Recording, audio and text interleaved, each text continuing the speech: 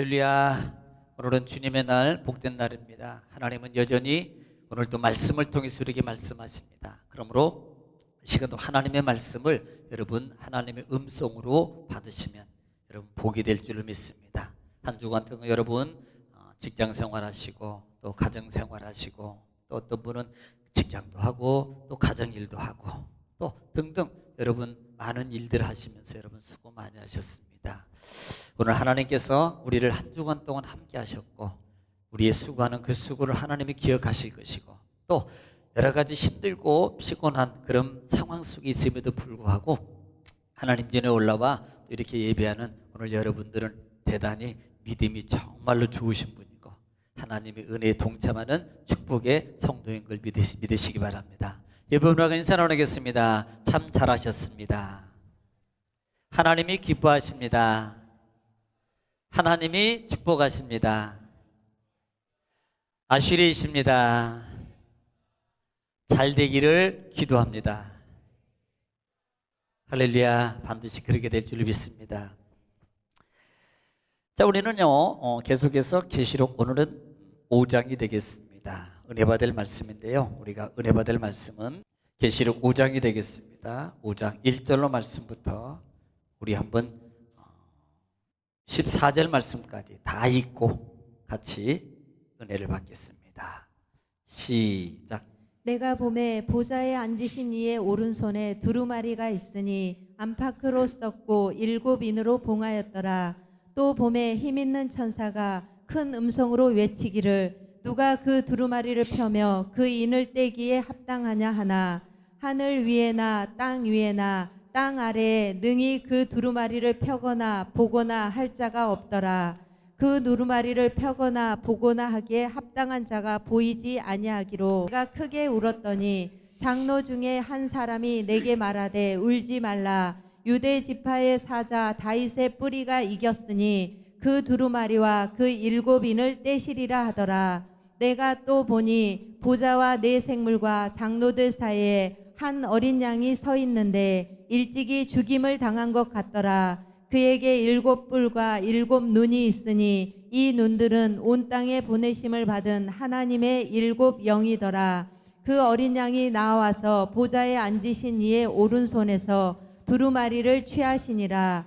그 두루마리를 취하심에 네 생물과 24 장로들이 그 어린 양 앞에 엎드려 각각 검은 거와 향이 가득한 금 대접을 가졌으니 이 향은 성도의 기도들이라. 그들이 새 노래를 불러 이르되 두루마리를 가지시고 그 인봉을 떼기에 합당하시도다. 일찍이 죽임을 당하사 각 족속과 방언과 백성과 나라 가운데서 사람들을 피로 사서 하나님께 드리시고 그들로 우리 하나님 앞에서 나라와 제사장들을 삼으셨으니 그들이 땅에서 왕노릇 하리로다 하더라. 내가 또 보고 들음에 보좌와 생물들과 장로들을 둘러선 많은 천사의 음성이 있으니 그 수가 만만이요 천천이라.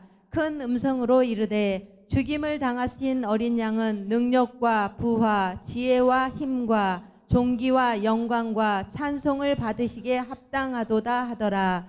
내가 또 들으니 하늘 위에와 땅 위에와 땅 아래와 바다 위에와 또 그 가운데 모든 피조물이 이르되 보좌에 앉으신 이와 어린 양에게 찬송과 존귀와 영광과 권능을 세세토록 돌릴지어다 하니 네 생물이 이르되 아멘하고 장로들은 엎드려 경배하더라. 아멘. 아멘. 할렐루야. 여러분 계시록은 상당히 단순하게 구성이 되어 있다 그랬습니다. 자, 1장은 요한이 하나님의 계시를 받는 그 과정이고요. 그 다음에 2장부터 3장까지는 7교회 그리고 7인 그 다음에 7나팔 7대접 그리고 19장 이후에 하나님 나라의 완성으로 되어 있는 게 이게 계시록이에요. 그래서 사실 이 계시록은 상당히 간단한 구조로 되어 있어요. 제가 이 계시록을 여러분 이렇게 보면서 전하면서 참 제가 참 시작하기를 정말로 잘했다라는 생각이 들어요. 이유 중에 하나가 뭐냐면 정말 우리 기존교회 성도들이 이 계시록을 정말로 한 번만 제대로 들었다면 절대 S 어떤 그런 집단에 절대 넘어가지 않습니다. 제가 이 계시록을 쭉 보면서 제가 일부러 목사기 때문에 이제 그분들이 했던 것도 제가 좀 보고 그러거든요. 그런데 정말 터무니없어요. 예, 터무니없습니다. 다른 예를 들면 우리는 계시가 요한에 의해서 계시를 받아요. 그런데 그 계시를 받는 그 요한에 의해서 계시를 받는데 새로 등장하는 인물이 교회에서는 새 요한을 등장시켜요. 뭐 새 요한을 얘기하면 누구라고 말하지 않아도 다 알거든요. 그 새 요한에 의해서 하늘나라에 가령 예를 들면 지금 7교회 같은 경우도요. 7교회는 배교 집단이라고 해요. 이 시대의 기존 교회들의 배교 집단이라고 합니다. 배교 목사들, 배교 성도들 이렇게 말하고 심판받을 자들로 7교회를 해석을 해요. 우리는 달라요. 지금 5장부터 4장에 보면은 새하늘 하나님의 보좌가 열려지는데 이들은 이 보좌를 세 가지로 만듭니다. 첫째 영계천국, 장막천국, 그 다음에 12지파 천국으로 이렇게 나눠요. 그 이유가 있어요. 그렇게 나누는 이유가 있다니까요. 그러니까 계시록을 제대로 이렇게 알고 있으면 어느 정도 한 번만 들어도요 이 부분에 대해서 절대 무너지지 않아요. 그 보좌는 이렇게 쉽게 말하면 천국은 우리가 가는 게 아니고 천국이 오는 거라고 말하는 게 S 집단의 가르침입니다. 그래서 그 천국이 누구를 통해서 오냐? 새 요한이에요. 새 요한. 새 요한을 통해서 오는 거라고 이렇게 가르쳐요. 그러니까 우리가 이 계시록을 전혀 한 번도 듣지 못하고 보지 못했던 분들은요, 뭐 그게 맞나 보다. 왜? 말씀을 이쪽에서 데려오고 요한복음에 데려오고 그 다음에 계시록에 가져오고 에스겔서, 이사야 이쪽 저쪽에서 가져와서 이렇게 맞추는데 실제적으로 그 말의 의미가 아니거든요. 그런데 모르니까 성경을 성경으로 갖다 대입하고 맞추니까요 그게 정말로 맞는 건지 왜? 그럴 수밖에 없잖아요. 다른 말하는 게 아니고 성경이 성경을 얘기하고 풀어가니까 야 진짜 몰랐던 거 진짜 그랬던 거 야 진짜 이게 맞다. 그래서 이게 그렇게 넘어가는 거예요. 그래서 결국은 그들의 결론은 뭐냐면 12지파를 통한 14만 4천에 의해서 하늘나라가 이 땅에 와서 이 땅에 천국을 이룬다라고 결론을 짓는 게 그들의 주장이에요. 이제 그걸 아마 천천히 가서 어느 정도 들어가면 그 부분을 이제 하나씩 그래서 그걸 만들기 위해서 그걸 이끌어가기 위해서 계속 분류하고 그분이 누구냐 이긴 자가 누구냐 이렇게 가는 거예요. 오늘 본장에서도 아마 4장에서도 있고 5장에도 있습니다만은 그 부분을 다른 각도로 해서 그 부분으로 이렇게 이끌어가는 것을 우리가 한 번 정도 들으면요 그쪽으로 끌고 가는 거라는 게 대번에 보여요. 그런데 안 들어보니까 이게 그쪽으로 끌고 가는지 안 끌고 가는지를 모르는 거예요. 그게 맞는 거구나. 그래 그렇게 가는 거구나. 그렇게 돼서 이루어지는 거구나. 이렇게 받아들이는 거예요. 아무튼 여러분들은 계시록을 꼭 이렇게 할 수 있는 그 기회 이 시간에 들을 수 있는 자체가 여러분에게는 큰 여러분 축복임을 믿으시기 바랍니다. 자, 우리는 지난 시간에 4장을 통해서요 우리는 뭘 봤어요? 4장 속에서 하늘의 보좌가 열려집니다. 자, 지금 요한을 통해서 하늘의 하늘문 열리고 그 보좌 열린 쪽으로 누구로 오라 그래요? 요한을 오라 그럽니다. 그런데 이들은 요한이 가는 게 아니고 새 요한이 가요. 자, 잘 들으세요. 지금 요한이 올라가는데 S 곳에는 새 요한이 가서 그걸 보고 내려와서 그가 천국을 이룬다는 말이에요. 본자는 꼭 그 사람밖에 없다. 그분밖에. 누구에게도 열려주지 않았고 누구에게도 심지어는 오늘 본장에서 언급하고 있는 두루마기를 띄는 것까지도 관여에 그 속에 담겨져 있어요. 그러니까 이런 부분들을 여러분 정말 잘 알아야 됩니다. 잘 들어야 돼요. 그래서 하늘의 보좌를 통해서 예수 그리스도 하늘 보좌 천상의 세계가 바로 이렇게 되어 있다는 부분들을 지난 시간에 4장을 통해서 여러분 이미 봤습니다. 그래서 그래서 결국은 뭐예요? 하늘의 보좌에 있는 그분이 심판주이신 하나님, 심판주이신 전능하신 예수님의 보좌 가운데서 그분이 누구냐? 하늘의 전능자. 다시 말하면 이미 4장 하반절에서 총괄적으로 말하는 게 11절이라고 그랬어요. 그분은 만물의 주인이시고 아버지 당신의 뜻대로 모든 걸 주관하시는 창조주 전능자이신데, 그런데 뭘 얘기하느냐? 오직 그분만이 전능자이시면서 그분만이 거룩함으로 찬송을 완벽하게 받으실 분이다. 그분이 진짜 심판자이시다라는 부분들을 얘기하고 있는 게 4장이었습니다.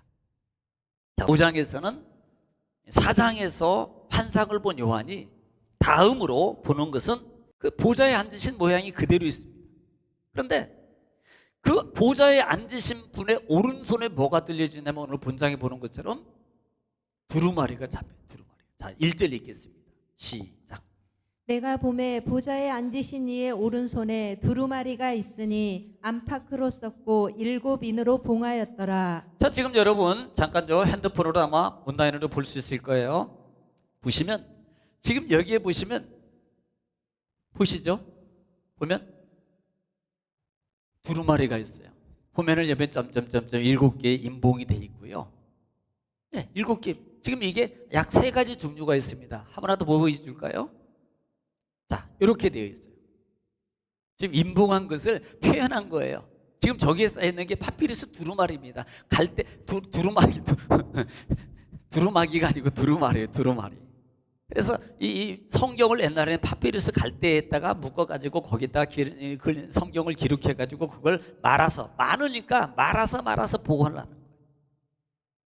그런데 오늘 나오는 본장에 나오는 이 성경은 안팎으로 써 있다 그랬어요. 아까 첫 번째 보는 것처럼, 자, 첫 번째 그림처럼 보는 것처럼 안팎에 지금 글자가 써 있습니다.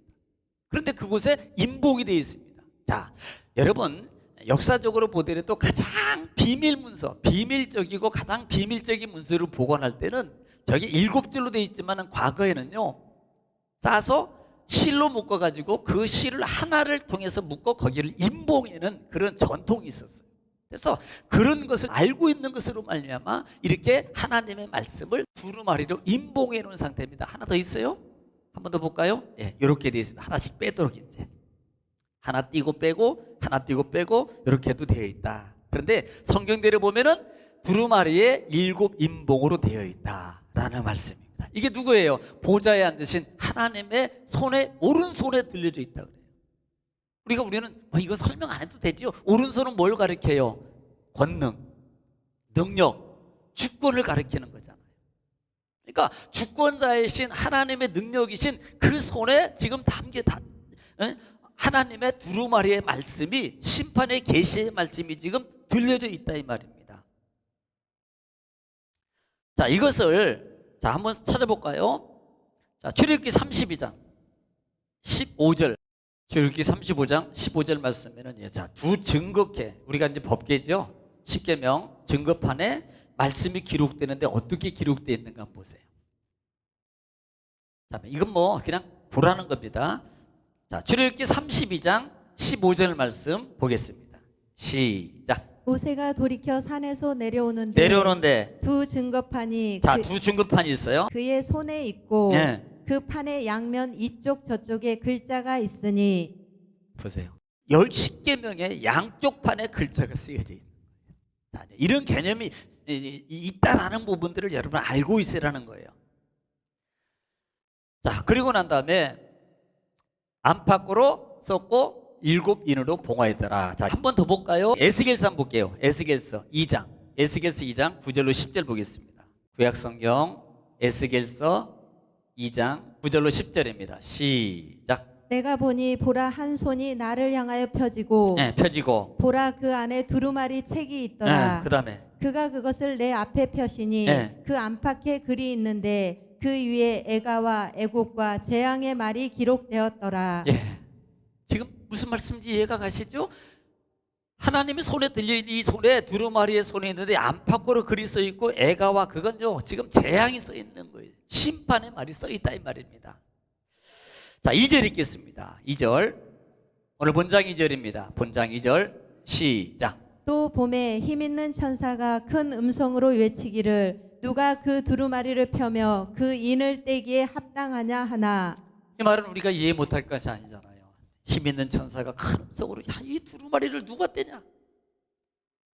그래서 3절에 심지어는 시작. 하늘 위에나 땅 위에나 땅 아래에 능히 그 두루마리를 펴거나 보거나 할 자가 없더라. 예, 땅 위에도 땅 아래도 누구도 그 두루마리를 펼 자가 없는 거예요.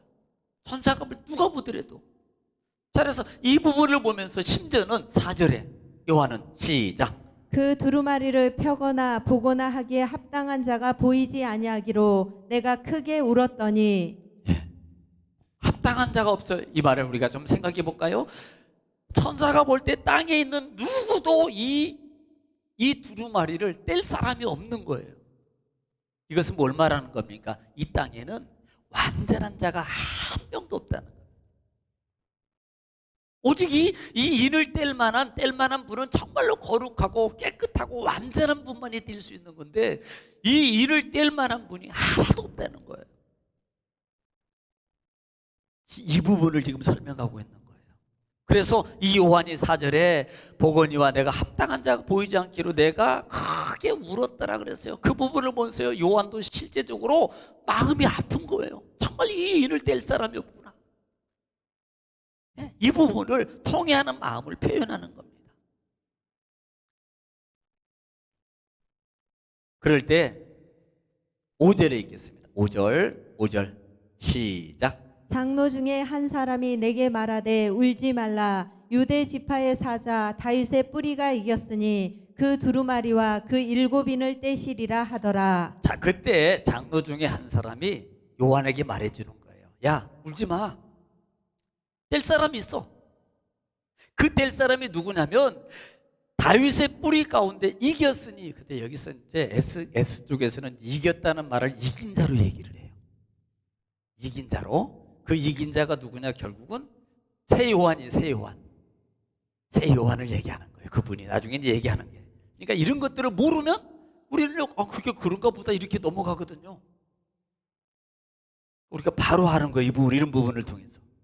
그러니까 그때 다윗의 뿌리 속에서 이 다윗의 뿌리가 이겼으니 그 두루마리와 7인을 떼시리라 하더라라고 말합니다. 자, 이 부분을 이사야 11장 1절 말씀 보겠습니다. 자, 이새의 줄기가 우리는 알잖아요. 이새의 줄기는 예수님이잖아요. 그래도 한번 읽어보자고요. 이사야 11장 1절 예언된 말씀입니다. 시작. 이새의 줄기에서 한 싹이 나며 이새의 줄기에서 한 싹이 나며 또. 그 뿌리에서 한 가지가 나서 결실할 것이요. 예. 결국은요, 그 누구를 가리켜요? 나중에 보면 우리 예수 그리스도잖아요. 너무나도 잘 알잖아요. 예. 예수 그리스도예요. 또 마태복음 1장에서 보면은 아브라함과 다윗의 자손 예수 그리스도의 계보를 하고 나갑니다. 예. 결국은요, 이분이 누구를 가리키는 거예요? 예수 그리스도를 가리키는 거예요. 예수 그리스도. 그래서 그분이 7인을 떼실 것이라 라고 말하고 있는 것입니다. 자, 6절 읽겠습니다. 6절. 자, 6절 읽습니다. 시작. 내가 또 보니 보좌와 내 생물과 장로들 사이에 한 어린 양이 서 있는데 일찍이 죽임을 당한 것 같더라. 그에게 7뿔과 7눈이 있으니 이 눈들은 온 땅에 보내심을 받은 하나님의 7 영이더라. 자, 이 부분을 우리가 보십시다. 자, 내가 또 보니 보좌에 내 생물과 장로들이 서 있는데 거기에 한 어린 양이 서 있더라는 거예요. 그런데 그 어린 양을 가만히 보니까 일찍이 죽임을 당한 것 같더라. 우리는 이 말에 다 공감할 거면 누구를 가리켜요? 십자가에 죽으신 세상 죄를 짊어지시고 우리를 대신해서 십자가에 죽으신 그분을 표현하는 거예요. 누구 가리켜요? 예수 그리스도. 예수 그리스도가 거기에 서 계시더라 이 말입니다. 그런데 그에게 뭐예요? 7뿔과 7눈이 있으니 그랬어요. 그분한테는요, 뿔이 7개고 그림으로 그린다면 참 웃기겠어요. 뿔이 7개, 눈이 7개가 달려있어요. 자, 이게 뭐라 그랬어요? 현실적인 것이 아니고 환상적인 것이고 묵시문학이라 그랬어요. 우리가 계시록을 볼 때 꼭 기억해야 될 것이 바로 이런 부분입니다. 그분의 어떤 부분을 표현할 때, 야, 저분은 뭐 예를 들어서 뭐 같더라라고 말할 때 그분이 그거 똑같 예를 들어서 와 저분은요 탱크 같아. 그분이 탱크예요? 아니잖아요. 탱크같이 견고하고 힘이 세고 밀어붙이는 능력이 힘이 있다라는 것을 말하기 위한 거잖아요. 마치 그런 거예요. 지금 예수님이 거기에 있는 십자가에 죽으신 예수님 뿔이 7개 있고 눈이 7개 있다는 말의 의미는 뿔은 뭘 상징해요? 권세와 권능과 능력. 그리고 눈은요 통찰력, 지혜를 말하는 거예요. 자, 그분이 계시는데 그분은 정말 전지전능한, 이게 한 단어예요. 전지전능하신 분이더라는 말입니다. 그 전지전능을 표현한 그 말의 의미가, 단어가 7뿔 7눈이 있더라라고 말하고 있는 거예요.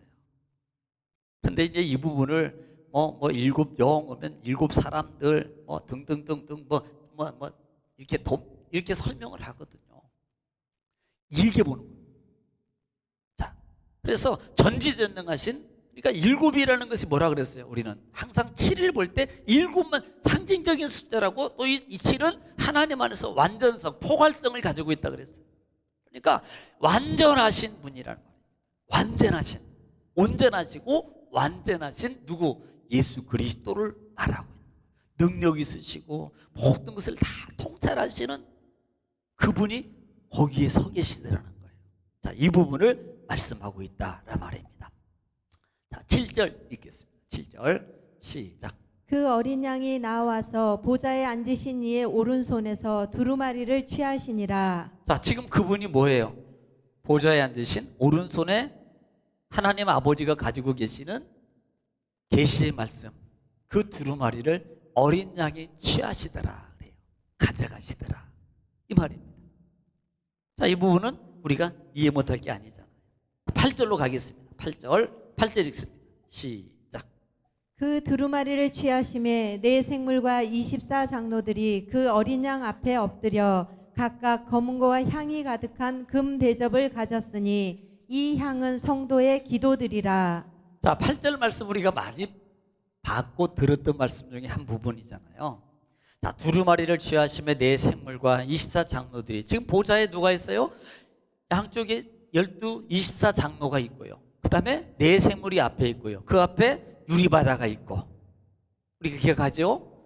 하늘의 천상의 세계를 우리가 요한을 통해서 보여줬다 그랬어요. 그런데 지금 이 생물들이 보니까, 자 8절에 보니까 그 앞에 어린 양 앞에 엎드려 각각 검은고와 향이 가득 금대접을 가졌으니 이 향은 성도들의 기도들이라 그랬습니다. 원래 이 검은고라는 단어가 키다라라는 원어를 써요. 이 키다라는 원어는, 그러니까 검은고를 키다 그러면 그렇게 외우면 되겠네.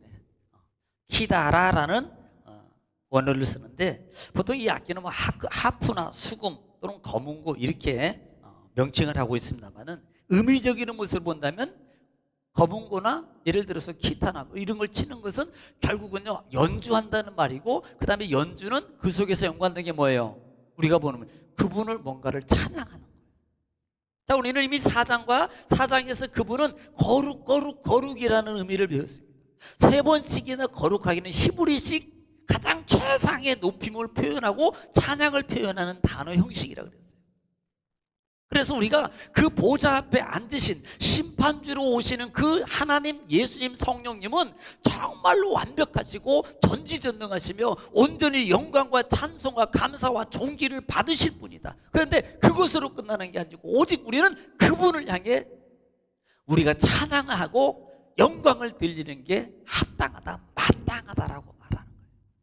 지금 그 부분을 얘기하면서 그 하나님의 보좌 앞에 하나님의 찬송, 성도들이 드린 찬송과 그 다음에 향은 오늘 본 하자를 보니까 뭐라 그랬어요? 성도들의 기도라 그랬습니다.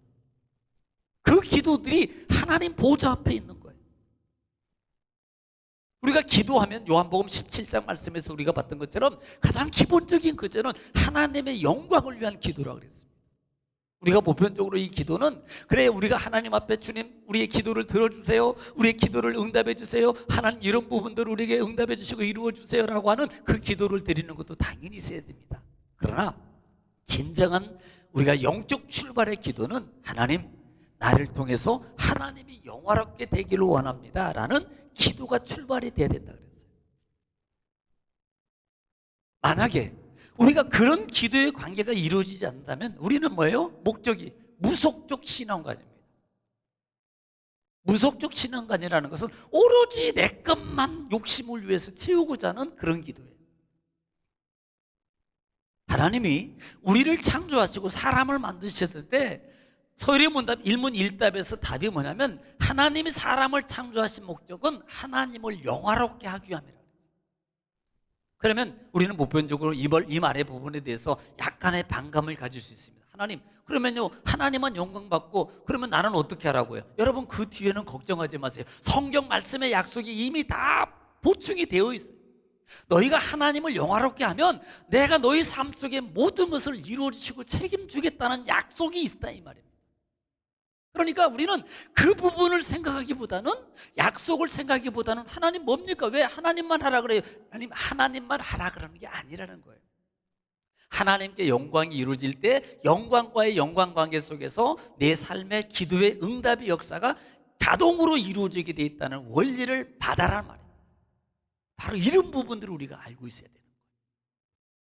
그래서 하나님 앞에 이렇게 보좌 앞에 한 성도들의 기도와 그 다음에 찬송이 하나님 앞에 그렇게 이 보좌의 말씀을 지금 얘기하고 있는 거예요. 왜? 이 부분은 뭐예요? 그분은 하나님. 다시 말하면 찬송과 기도가 올려졌다는 말의 의미는 이 속에서는 우리의 모든 것을 절대적으로 주관할 수 있는 분이라는 것을 우리가 보여주고 있는 거예요. 그분은 우리의 모든 것, 우리의 찬송을 받으시고 우리의 기도를 받으시고 그 기도를 이루시고 그 기도를 응답하시고 기도를 통해서 우리에게 이루시는 그 모든 권한이 누구에게 있다? 하나님께 있음을 보여주고 있는 거예요. 우리 사람에게 있는 게 아닙니다. 하다못해 우리가 부모의 관계나 누구의 관계도 절대적 힘 있는 사람한테 예를 들어서 부탁을 하잖아요. 그러면 부탁을 할 수 있다는 말은 뭐예요? 그분에게는 그 부분을 해결할 수 있는 힘과 배경이 물질이 있기 때문에 부탁하는 거예요. 마찬가지로 하나님 앞에 이 검은고와 그 다음에 기도가 있다는 이 말의 의미는 하나님 나라의 하나님의 모든 권한, 심지어는 우리가 성경대로 본다면 생사화복입니다.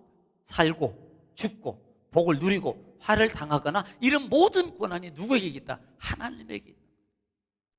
절대 권한이 하나님께 있다라는 부분들을 표시하고 있는 거예요. 우리는 이 부분을 아셔야 됩니다. 자, 9절 읽고 한번 보겠습니다. 9절 시작. 그들이 새 노래를 불러 이르되 두루마리를 가지시고 그 인봉을 떼기에 합당하시도다. 일찍이 죽임을 당하사 각 족속과 방언과 백성과 나라 가운데서 사람들을 피로 사서 하나님께 드리시고. 자, 이 부분은요 8절이나 9절 부분들은 S 교단에서 인용하는 부분이에요. 그래서 수요일 날 좀 제가 좀 상세하게 이 부분은 또 제가 좀 설명을 드리겠습니다. 새 노래라는 부분도 있고요. 그래서 헛노래, 옛날 노래, 새 땅, 새 곳, 새 것이라는 부분들을 상당히 강조하거든요. 그러니까 우리는 이 보좌는 그때 있었던 거예요. 지금 새로 만든 게 아니고.